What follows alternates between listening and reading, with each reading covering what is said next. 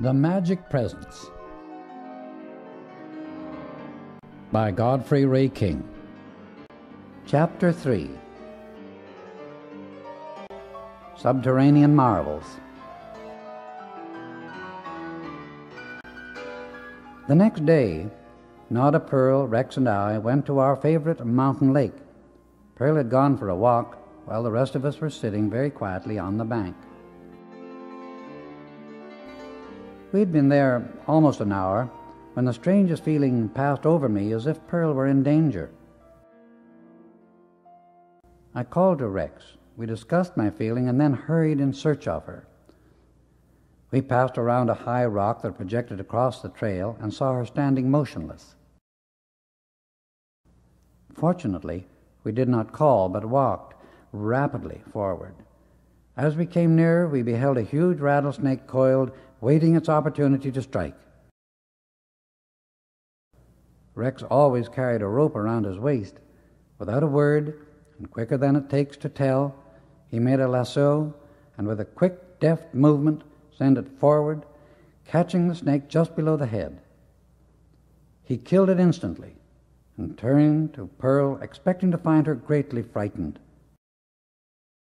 Imagine our surprise when she faced us calm and serene, and smiling curiously said, "I came upon that snake unexpectedly, but I knew it could not harm me so long as I kept my eyes on its eyes. Somehow I knew you would come." By that time, Nada had come up to us, and we explained the incident. "My dear sister," she said, turning to Pearl, "you certainly have wonderful courage and poise." Pearl looked at her with a peculiar expression we had never seen before. "Nada, my dear," she replied, "you know the great master would not allow any of us to be harmed." Finally, I found my voice and asked, "What master?" She looked at me steadily for a moment and remarked, "What a foolish question. The same master each of you know." Nada threw her arms around Pearl's neck and exclaimed, "God bless you, my dear. How did you know him?" "When I was not quite 10 years old," she continued, "shortly after my mother passed on, a blessed being appeared to me whom I afterwards came to know as the Master Saint Germain. After his first appearance, he continued to visit and instruct me, but I was forbidden to tell anyone, not even my brother, until I was granted permission to do so. He told me to come out here to see Bob at this time, and I noticed an unusual twinkle in his eye at the time he said it, but I did not understand why he was so amused. Now it is all clear. Little did I dream I was going to meet those who knew my beloved angel master, as I have always called him. From that time on, it seemed as though Pearl were a long-lost sister who had returned. That night we sprung our great surprise on Daniel Rayborn, and he was overjoyed when he learned that Pearl was a pupil of our blessed Saint Germain. The next morning, we all had a real surprise waiting us when we went down to breakfast, for Daniel Rayborn, as he awoke, had received a message from our master. For Saint Germain had asked that all of us meet at the Cave of Symbols in Table Mountain at 8 o'clock the morning of the third day following. That was Thursday morning. Pearl was very anxious to know something about the cave, and after hearing some description of it, remarked, "You will find some very great revelation concerning it is about to take place." At 6 o'clock on the morning indicated, we appeared at breakfast in our hiking outfits, bubbling over with joy and the happy anticipation of seeing our blessed Saint Germain again, for we all felt tremendous things were in store for us. We drove by auto as far as the road went, which left only a distance of about 2 miles for us to hike. The day was glorious, and the very air seemed charged with a magical fragrance, a powerful, highly attenuated spiritual energy, The drive was delightful. We found a safe, secluded spot for the automobile, taking our flashlights with extra batteries, and reached the entrance to the cave at exactly 10 minutes to 8. We entered the first chamber and were immediately conscious of a powerful vibration, almost like that produced by the throbbing of a great machinery. As we came to the arched entrance of the great inner room, there stood our beloved master. He was clothed in spotless white that contrasted strangely with the hiking clothes we wore. Enfolding each in his divine embrace, he said, "Beloved ones, I greet you in the name of the mighty I Am Presence. This great presence within you will become as familiar to you ere long as you are with each other, as real, as tangible, and as vital. I see it is unnecessary to introduce my faithful pupil Pearl, whose name symbolizes her great purity of soul. I rejoice exceedingly that it has been possible for me to bring together in the physical expression such beautiful souls as you all are. It is a most unusual thing, I assure you, as you will see later. If you will kindly follow me, we shall proceed." He moved toward the archway of white described in the first chapter, and stopped about 3 feet in front of it. He extended his right hand, and in a moment, dazzling white light like a dense vapor enveloped the entire place. The entrance to a tunnel filled with a soft white light opened. We entered, followed Saint Germain for a distance of several hundred feet, and at last came to another door on which in raised figures were the ancient symbols of life. Presently the door opened, and we were admitted into a chamber of extraordinary shape and remarkable beauty, having 12 sides of equal dimensions, a beautiful dome forming its ceiling. Each side was made of a different kind of substance. 4 of these panels were dazzling white, each different yet giving off a soft, glowing, sparkling light, and making a square within the 12 pointed figures. The others were of varying colors, of most delicate, beautiful shades. The room was at least 60 feet in diameter, and on the east side stood an instrument in a transparent case that looked like a radio as far as I could tell. On each side of this case, forming a circle around the entire room, about 3 feet from the wall, were 12 chairs made of the same transparent metal as the case, one in front of each panel. Saint Germain seated us and stepped to the instrument. "Beloved students," he began, "your surmise is correct. Within this case is the most remarkable radio yet produced on earth. The case, as you see, is perfectly transparent, yet the material of which it is made is as tough and strong or stronger than steel. So hard you cannot make an impression on it with a hammer. The inventor of this super radio will be here tonight, when you shall meet her. I wish you to be my guests here for 3 days. I will see that a written message is delivered to your home by a visible messenger tonight, and that your automobile is guarded. Now, if you will come with me, we shall proceed, as we have much to do before evening." He went to the opposite side of the room from which we had entered and pressed his hand against the wall. A panel slid back and revealed an opening into a large oblong room. "This is a chemist's laboratory," he explained, "in which the great master chemists have been working for the past 50 years, perfecting formulas for the protection of America in the next and final crisis of her experience. After this crisis, her people will be taught the use of the universal energy for light, heat, and power. This will come forth in still greater perfection than has ever been known in any previous age." We went to the far end of the laboratory and passed into another room fully 3 times as large, where electrical experiments were being carried on. This entire room was lined with the same transparent material as had been used in the case of the radio.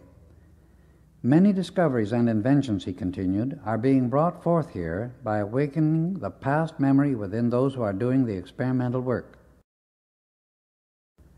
By calling into the outer activity of the mind that which has been attained in previous lives, and adding to this the greater and simpler perfection of the future, those doing this work are preparing wonders and blessings untold for America, her people, and through her for the world. During the next 70 years, America and her people will scarcely recognize themselves as they look back upon their limited activities of today.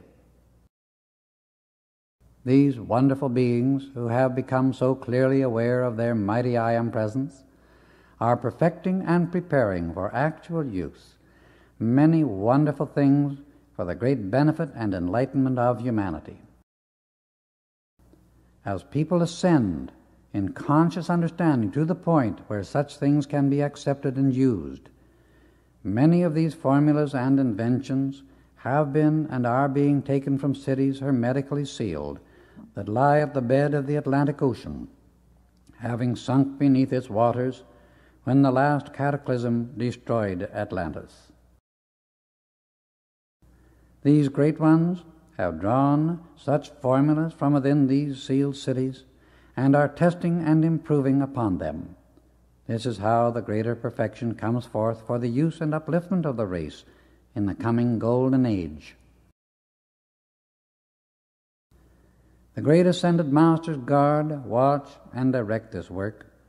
Their students, who have been trained to come and go from the physical body consciously, are the ones who carry out the experiments in the laboratory. The ascended masters are the guardians of humanity and have worked through the centuries from the invisible as well as the physical to awaken, to bless, to enlighten, and lift mankind out of its self-created degradation and selfishness. We have conquered death by complete and eternal dominion over the atomic substance of the physical body and world. All things obey our commands. The laws of nature and the universe are our willing, obedient servants. In these wonderful secret chambers of nature, the work goes on quietly, unknown to the outer world, and wherever the individual seeks the light for the light itself, then truly all things are added. Saint Germain called our attention to one thing after another that had already been perfected, and others that were under construction. I can never put in words the feeling of joy and exhilaration this gave every one of us. One thing in particular attracted the attention of all, and we asked its purpose. It is a mechanical way of quickening the atomic vibration of the human body, he replied, and assisting to raise it into the pure electronic body which Jesus referred to as the seamless robe or the bridal garment of the Spirit. It is composed of pure electronic light, for in and upon it no imperfection can ever be recorded. Light, you see, he emphasized, is substance, energy, and luminosity, all three in one. This pure electronic light, of which the eternal spiritual body is composed, is condensed, as it were, by your mighty I Am presence into a self-luminous substance, which is for you a self-sustained, immortal, ever-expanding, ever-perfect form and reservoir of divine love, light, wisdom, and power from the very heart of God. It is your eternal, individualized temple of life and the heart center of your world of manifested form. It is sometimes referred to as the white fire body because the dazzling white light it sends forth is so blazing, so intense, and so all-powerful that to the human eye it looks like white fire. The ordinary person can only gaze upon it for the fraction of a second. This is the body in which Jesus made the ascension, and as the light within it increased into that higher octave of life, being a more rapid vibratory action, it became invisible to the watching, adoring multitude that witnessed his ascension. A human eye only records within certain octaves of vibration, but as the human, through self-purification, increases its vibratory rate, the light within every electron of the physical body glows brighter and expands its radiation to such a degree that the physical form becomes first self-luminous, next transcends the gravity pull of earth, and then is able to express consciously and at will in any octave of vibration the individual desires. He can come and go freely, anywhere within infinity, for the pure electronic light exists everywhere throughout creation. As soon as the atomic structure of anyone's physical body becomes all light, it has entered into the one eternal element, the great universal sea of blazing white essence from which God created all forms. Only in this condition of life is complete freedom, mastery, and attainment possible. This is the reality and ultimate of human existence. Then the human becomes raised until it is all divinity, which is forever free, omnipresent, omnipotent, omniscient, going everywhere and doing all it desires, still knowing itself as an individual, self-conscious focus of the mighty I Am Presence. In almost every secret society that stands for constructive activity, or in other words, that recognizes the light as the source of all good, there is always used in their initiations the word raised. That raising is literally, figuratively, eternally, and physically true, for the vibratory action of the physical atom is raised until it all becomes the pure electronic, self-expanding essence or spirit. The pure God substance, light, light, light.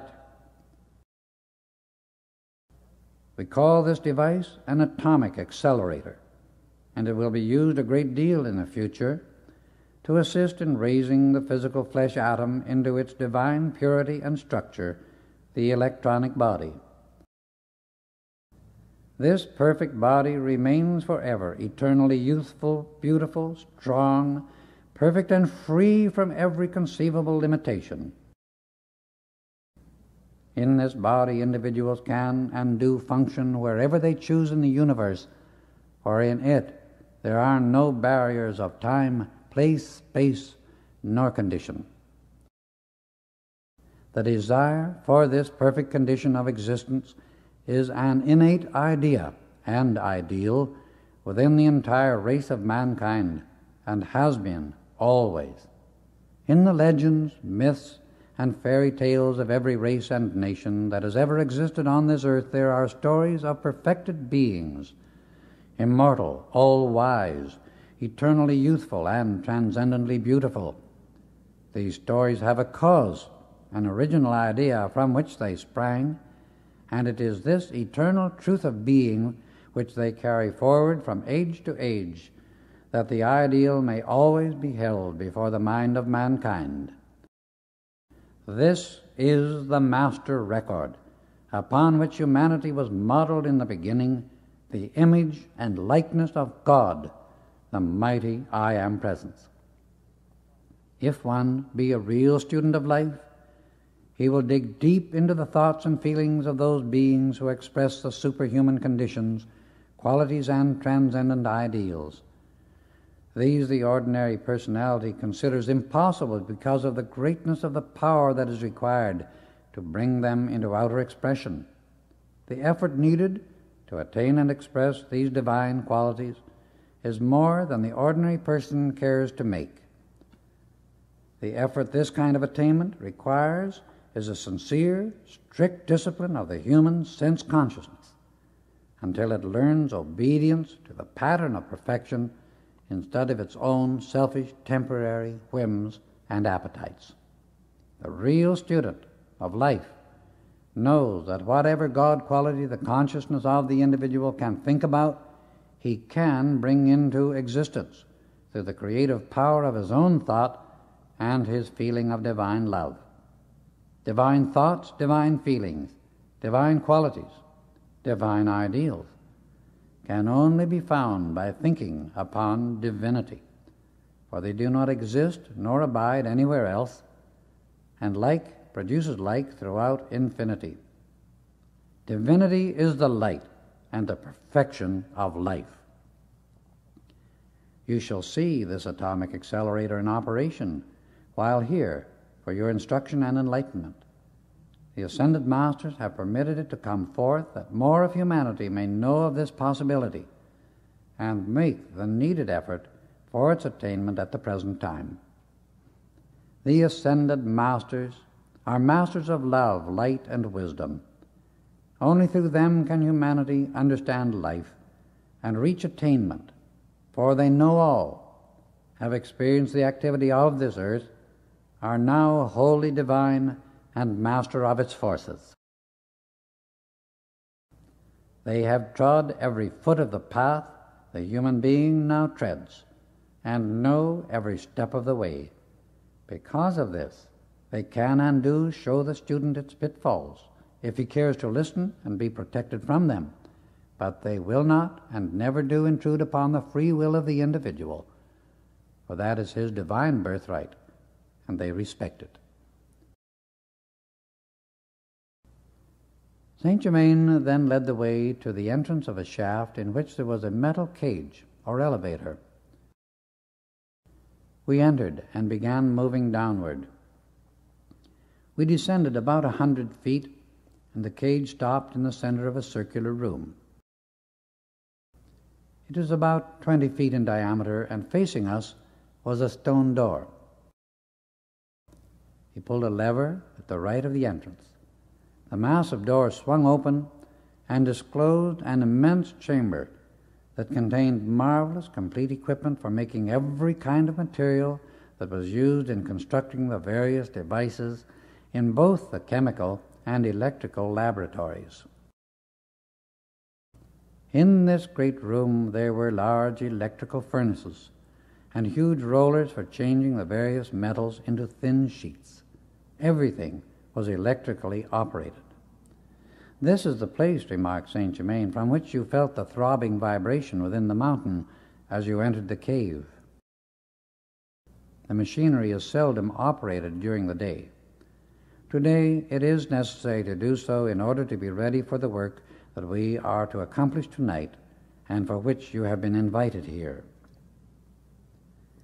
Every kind of material we wish to use is produced right here in this chamber. Of course, we do not need great quantities for the experimental work we are doing, but this work is to bring into practical use for the future the great genius and marvelous ideals of highly illumined individuals who are fully awakened to the conscious recognition of the mighty I Am Presence and the use of its limitless wisdom and power. It is my desire to explain everything in as simple language as possible, that the essence and principle of it may be most easily and permanently comprehended. It is necessary in the present age to simplify the technical terminology, that the average person may be enabled to understand these truths easily and quickly. The time has come when great numbers among the mass of humanity will awaken to the truth and realize that they have a divine master within them, the magic presence of the mighty I Am.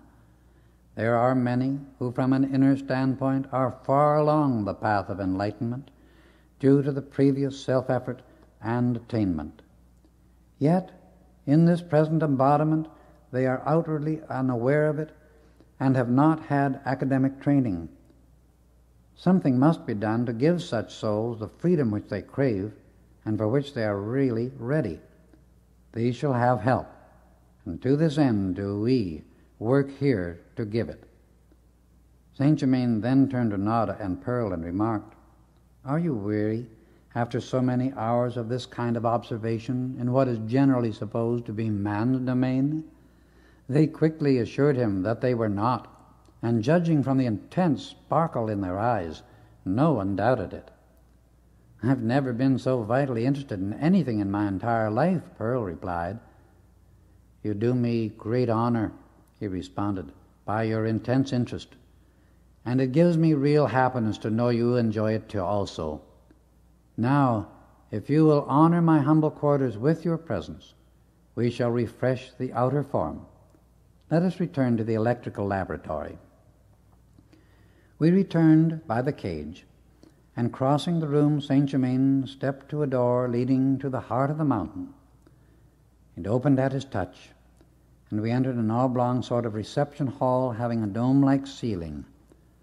The walls and ceiling were all of a most beautiful, delicate, milk-white color, the floor being covered with a creamy, soft, wool-like material at least 1.5 inches thick. There were 5 chairs made of semi-opaque substance in a similar cream color and upholstered in the same soft blue plush as the chairs in the tower room of the Rayborn home. 4 of the chairs were exactly alike, but the 5th one had a high carved back. Each chair was placed near a door, the largest one being in the center. Saint Germain escorted Nada and Pearl to the first door at the left as we came in. He requested them to enter, bathe and clothe themselves in the raiment they found provided, then return to this room and await the summons to dine. Turning to Rex and me, he led us to the far door at the right, with a similar request to prepare for dinner. We entered the room he had indicated, and both of us were speechless with surprise, for it was most magnificent, fit for a prince or a king's palace. It was circular in shape, a domed ceiling, finished in white and gold, furnished with 2 beautiful couches, a chair placed beside each with a long beveled mirror set into the wall between them. There was a curious chest of drawers built into the wall itself, so they could not be distinguished from it except for the handles. The chairs and frames of the couches were both of the same semi-opaque substance that seemed like a metal. Rex crossed to a small opening at our left and asked me to look. I stepped to where he was and saw an exquisite Roman bath, also circular in form. It was filled with water that sparkled and moved incessantly as though charged with the essence of life. We could not find any means of ventilation, yet in every room we visited, the air was clean, fresh, invigorating, and filled with the scent of roses. We bathed, and our bodies felt all aglow with a sense of health we had never experienced before.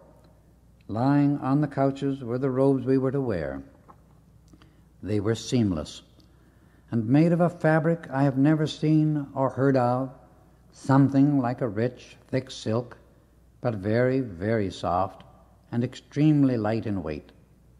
The one for Rex was a wonderful sapphire blue, embroidered in gold. The embroidery formed a girdle around the waist and wide bands around the neck, loose sleeves, and bottom of the robe. Mine was white, embroidered in gold. There were also beautiful sandals to match, which fitted perfectly. Our preparation finished, we returned to the reception room. A few moments later the girls entered, dressed in robes like ours, and they were visions of loveliness. The robes of Pearl and Rex were alike, and Nada's was like mine. Their room was evidently a duplicate of ours, except that it was decorated in a soft pink shade. We were very much occupied comparing notes when the most heavenly chimes sounded through the room, and instantly the middle door opened. We entered and were thrilled at the beauty we gazed upon. Here again, the room was in the same soft milk-white and gold combination. The dome-like ceiling was colored sky blue, and on it were clouds that gave one the impression of really looking at the sky. The walls were draped with the most marvelous cloth. It looked like diamond dust, for something in the composition of the fabric gave it an indescribable radiance. This audience chamber was perhaps 40 by 80 feet, and in its center stood a large golden table with a crystal top. At the far end of the room there was a duplicate of this table about 1/3 of its size, and around it were placed chairs for 6 persons. In one corner was a beautiful organ, and opposite, in another corner, stood a piano, the case being made of the same metal-like substance as the other furniture. All were so absorbed in admiration and enjoyment of this beauty that we did not notice St. Germain and Daniel Rayborn enter until we felt them close behind us. Our beloved master led the way to the small table, where he seated Rayborn at one end and took the head himself. Pearl was placed at his right, and then Rex, Nada at his left, and then myself. When we were all seated, he said, "May I have the pleasure of ordering the food for each one? You see, my culinary department is in the invisible to you, but it is very real and tangible to me." We acquiesced very happily, and he continued, "Let us bow our heads in adoration and praise of the mighty I Am Presence within each of us." In just a moment, and without another spoken word, a crystal goblet filled with a golden sparkling liquid appeared at the right hand of each one. "To the enlightenment and happiness of each of you and of all humanity," he said, raising his glass. And as we drank this marvelous nectar, everyone felt the quickening power of its life-giving essence rush through the body. Next there appeared what looked like a vegetable loaf, with a piece of honey cake that was only slightly sweet. These were most delicious, and all agreed it was the most perfect thing we had ever eaten. A fruit salad followed, or at least that was what it most nearly resembled, and St. Germain said it was most nourishing. For dessert, we ate something that resembled ice cream, refreshingly cool, not ice cold, and with it a kind of angel food cake, but much more delicious than anything we know of in the outer world. Lastly, there appeared crystal goblets filled with a creamy liquid, and as we drank it, a force rushed through our bodies like living light. As each course was finished, the empty service simply disappeared. None of us had ever before partaken of anything half so delicious, nourishing, and satisfying as this marvelous dinner our blessed St. Germain had produced for us direct from the omnipresent universal substance. As we finished, Rayborn turned to him and said, "This experience that is so amazing, so wonderful to us, is all quite natural and normal to you. We feel that we have never been so honored, so pleased in our lives as we are tonight." "My beloved children," St. Germain replied, "each one of you has this same mighty I Am Presence, the Master God Self and Almighty God Power within you, with which to do these things. You can produce everything you require direct from the universal supply. I have acquired the understanding of how to use this mighty power and how to direct its limitless energy to do my bidding. If you so desire, you too can soon be directing this mighty energy, which is God energy, to do what you now call great miracles. All mankind may learn to do this also if they only will. There is not in the universe to say nay to whatever you desire, so long as it does not harm another of God's children. It requires much less energy and is much easier to produce everything you wish to use directly from the ever-pure universal substance than it is to go through the process of nature to grow it, once you know how." Turning to Nada and Rex, he said, "Will you two, beloved ones, do me the honor to sing 2 of your own compositions for our enjoyment?" "Gladly," they replied. Nada seated herself at the piano and ran over a phrase of the melody they were going to sing. She stopped, astonished by the tone of the instrument, for it was unlike anything ever produced on earth in musical tone. They sang a favorite, the Arabic love song.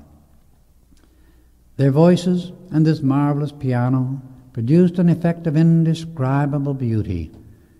When they had finished, Saint Germain, with all the grace and courtesy of a courtier, bowed low before them in recognition of the mighty I Am Presence, which had been allowed to come through so perfectly. I bow before thy gracious throne of song, he complimented them, and never have I heard anything more divine. Now let us go to the radio chamber. Friends are waiting us there. When we reached it, we were presented to 3 ladies and 3 gentlemen who had arrived ahead of us. They wore the same sort of robes as ours, only of different color. Among them was an elderly gentleman with white hair and beard, who seemed almost feeble. One of the 3 ladies, whom we shall call Leonora, stepped to the radio and said, "This perfected radio is the result of my work during 7 different embodiments. In 4 of these I used a masculine body. I carried the memory of it over with me each time, and at last it has reached the perfection intended.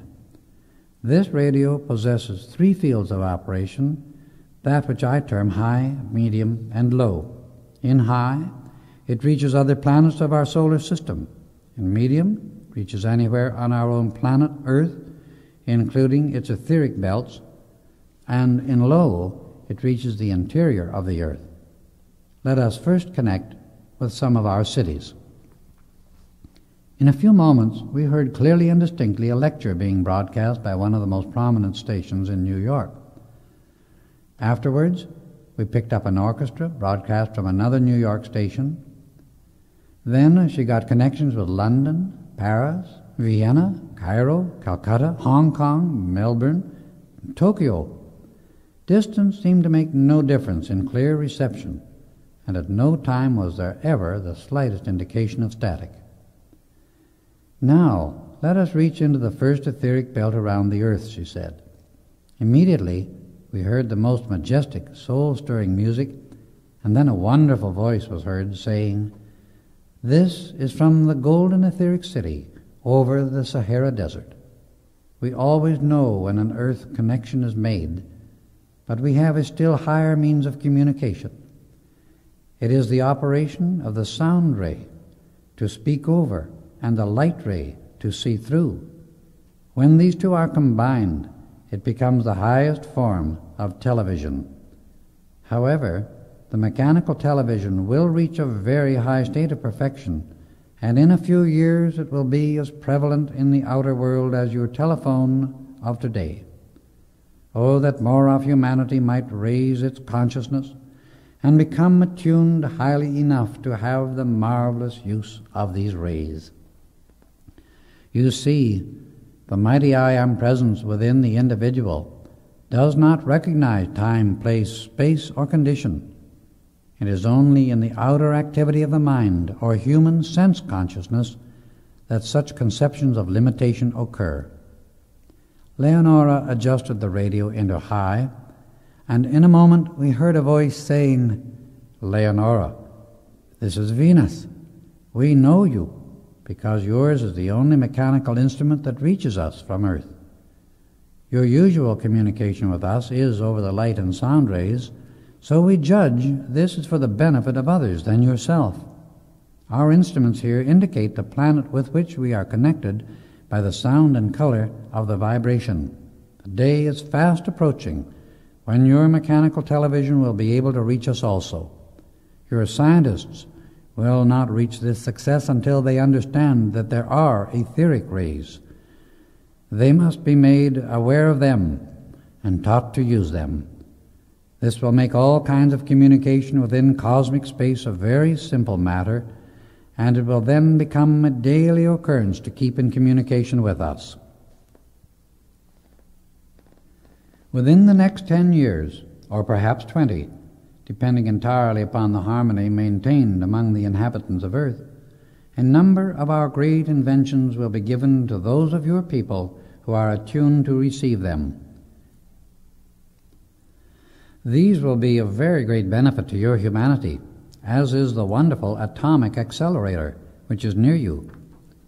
That instrument will one day bless your people tremendously. Call us whenever we can be of service to you. Our love, light, and wisdom enfold you and all the earth. Leonora then changed from high to low, and in about 3 minutes a deep voice was heard saying, "I recognize your call, and I am answering in person. This is Pelor." It is interesting and encouraging to know there are those on the earth's surface who have some idea of the possibility that God beings can and do exist within the interior of the earth. We think we have less to contend with than you, for we do not have extremes of temperature nor seasons of heat and cold.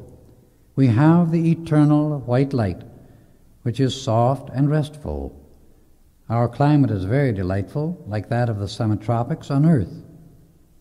Your America will one day have something quite similar, and yet there will always be some slight change of seasons.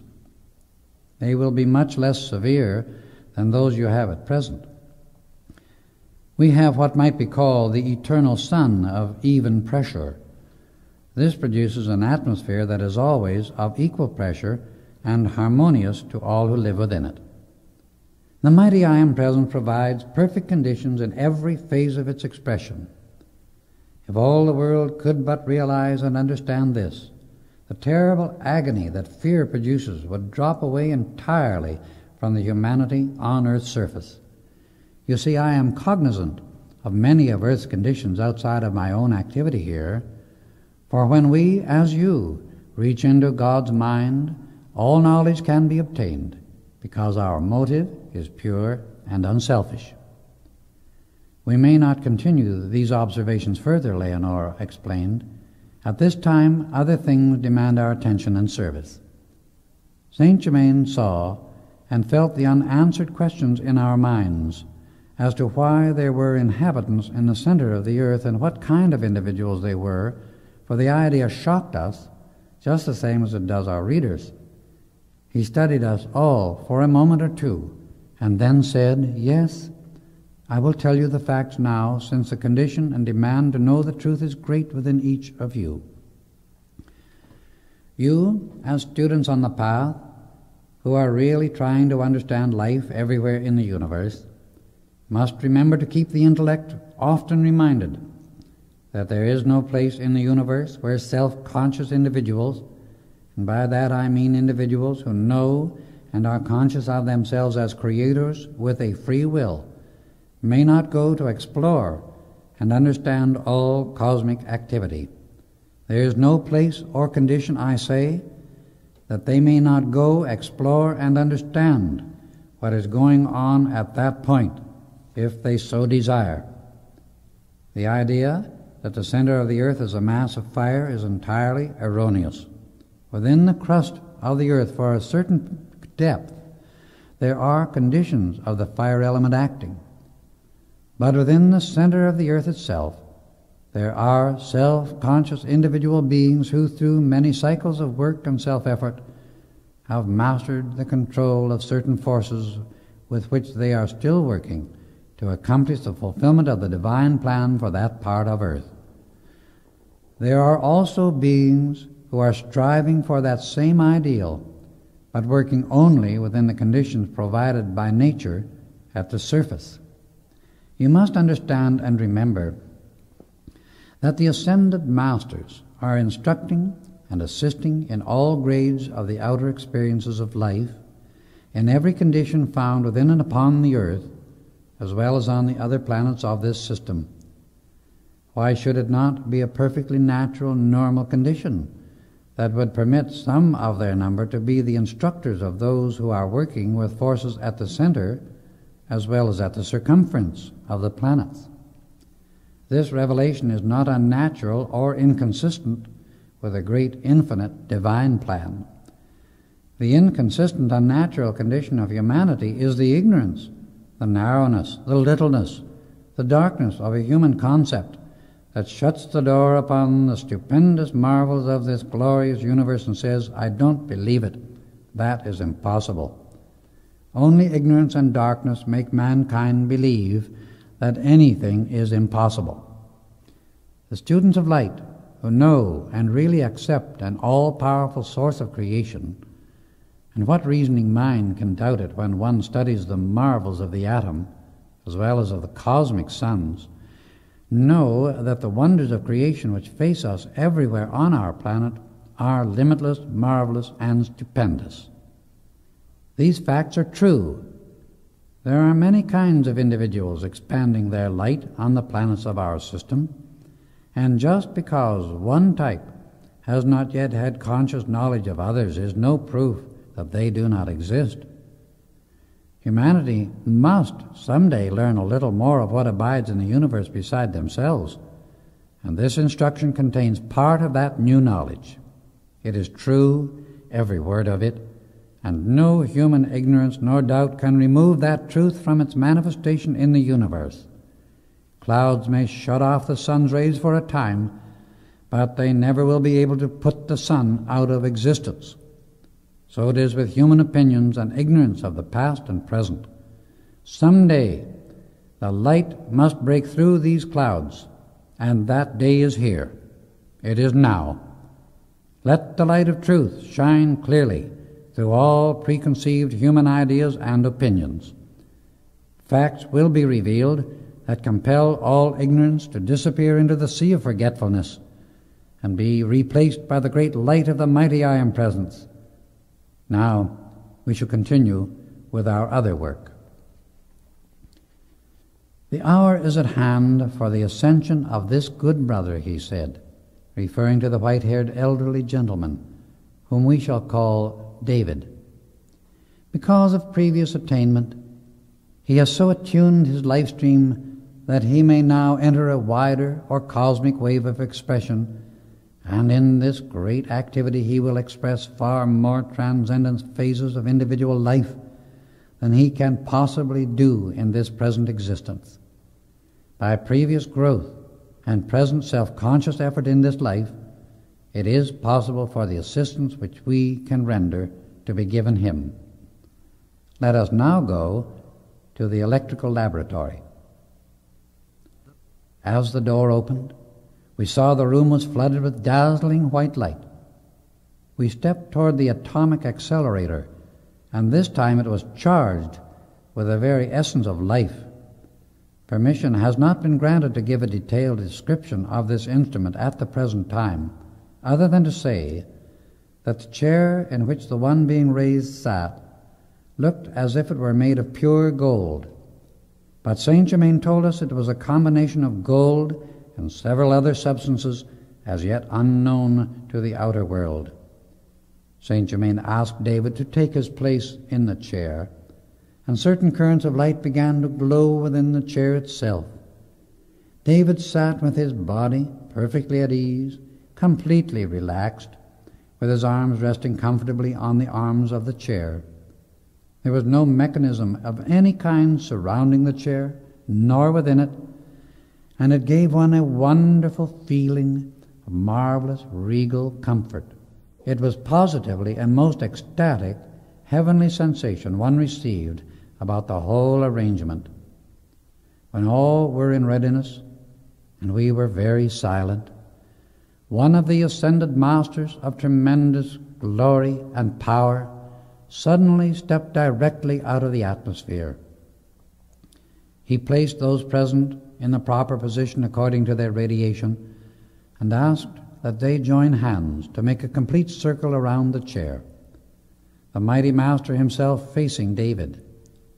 The persons on each side of the master made their connections with him by placing their hands against his back just opposite the solar plexus, and Saint Germain stood opposite him behind the chair in which David sat. The mighty master then gave the necessary direction.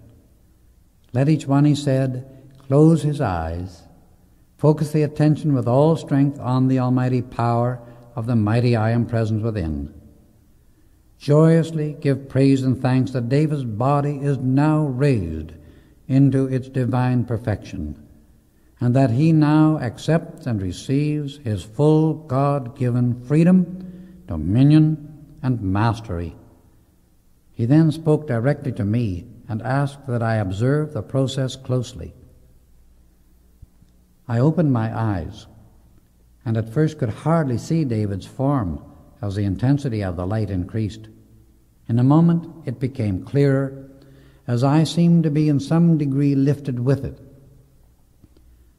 Then I saw what almost made me start with surprise, for David's hair had returned to its original color, dark brown. The lines faded from his face. His flesh became the pink of perfect health. I could follow no longer, for the light became so intense that I was conscious of nothing else.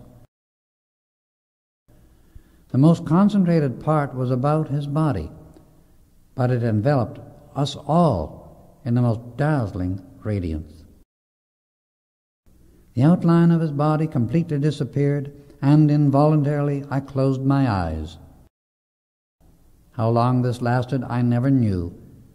Then our beloved Saint Germain addressed us all, saying, "David's body has been raised into its electronic perfection, and the mighty Master, my brother, has taken him for the time being into that realm of light for which he has become fitted through the perfection of his eternal light body. Later, he will return in that ascended form to minister to humanity under divine direction. Come, we shall now go to my quarters." He led the way, and we entered the beautiful crystal chamber, as I loved to call it, where we had eaten our wonderful precipitated dinner. Here we found the required number of chairs placed around the large golden table with the crystal top. This was really his audience hall, but at times he used it as a private dining room for special guests.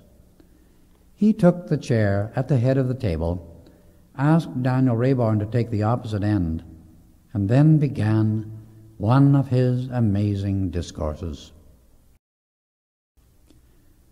"Tomorrow evening you, my brother," he said, speaking directly to Rayborn, "shall have a similar privilege as David had today. However, the process in your case will not be completed, but it will start the raising of the atomic structure so that when the time comes for what under other circumstances would be your passing through the change called death, you can have the necessary assistance and raise your outer form into the perfect electronic structure instead of casting it off. I promised," he went on, turning to Nada and Rex, "that there should be no sorrow at your father's passing. Now you can understand why. This is the way we take ourselves out of the hands of the reaper called death, and so we enter consciously into that perfect life, which is the divine light and eternal inheritance of every one of God's children. Many have chosen to take a long time to come to this point, but all must make a beginning sometime, and all must do it eventually. This part of humanity's experience has received almost no acknowledgement. Neither has it been understood nor considered as possible of accomplishment until very recently. Yet the mighty Master Jesus gave the absolutely perfect example and explanation of it 2,000 years ago. He gave humanity the proof wonderfully, conclusively, and said, "The works that I do shall you do also, and greater works than these shall ye do." That statement stands as an everlasting obligation upon humanity until they do it. Mankind has passed over this true meaning and has taken the stand that it is not possible. While all do not need to accomplish it in exactly the same way as he did, yet every human being sometime somewhere must raise the outer or atomic structure into the imperishable electronic body where no imperfection exists. A great many individuals now in physical embodiment are or will be able to do this in the present life with a little necessary assistance, and it is our great privilege to give that. The atomic accelerator was perfected to help give this assistance, and there is no invention or discovery that has or ever will bless mankind to so great a degree. The results you have witnessed in David's body are permanent, real, and tangible. This amazing, real, physical machine is a mighty healing agent, as well as a means by which the body can be raised. It also quickly establishes perfect equilibrium in the brain structure, and through the balancing of the mental and emotional activities of a human being, dishonesty and crime of every kind can be prevented. It was used on Atlantis, although it was less perfect.